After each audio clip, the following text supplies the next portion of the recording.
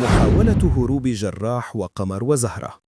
بعد أن نجح جراح في ضرب أحد رجال العصابة على رأسه وسرقة السلاح، سيحاول هو وقمر وزهرة استغلال الفوضى للهروب من قبضة عصابة فزاع.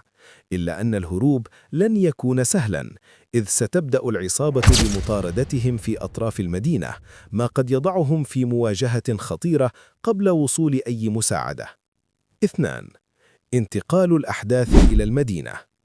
في الوقت نفسه يتوجه متعب ومقناص إلى المدينة برفقة أحد الضباط بعد حصولهما على معلومات تشير إلى أن المختطفين نقلوا إلى هناك. هذه الخطوة قد تقودهما إلى خيط مهم يكشف موقع مخبأ فزاع، خاصة مع خبرة مقناص في تتبع الآثار وتحليل التحركات. 3.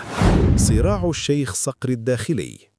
يعيش الشيخ صقر حالة صراع شديد بين خيارين صعبين: إما تسليم المعدات التي أخذها في الغزوة السابقة لإنقاذ جراح وقمر، أو رفض الابتزاز وترك الأمور لمواجهة مصير مجهول.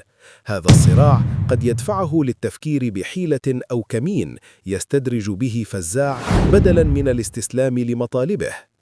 4. انكشاف سر الجاسوس في الديرة.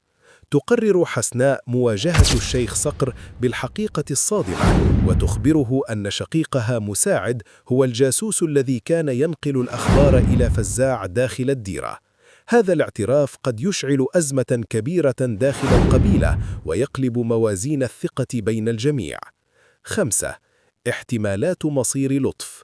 بعد أن فقد لطف قيمته لدى عصابة فزاع، قد يتعرض للخيانة أو يترك لمصيره، لكن من المحتمل أيضاً أن يتحول إلى عنصر مفاجئ في الأحداث، إما بمحاولة التكفير عن أخطائه أو بكشف موقع العصابة.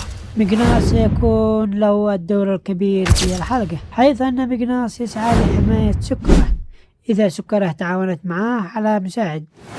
وفي الحلقة مقناص سيقوم بكشف مساعد وسيقدر على الوشاية بفزاع، ويخبر مقناص بمكان فزاع، فيذهب مقناص كي يشارك في عملية القبض على فزاع لكي يوفي بعهده لزوينة والزواج منها في نهاية الحلقة.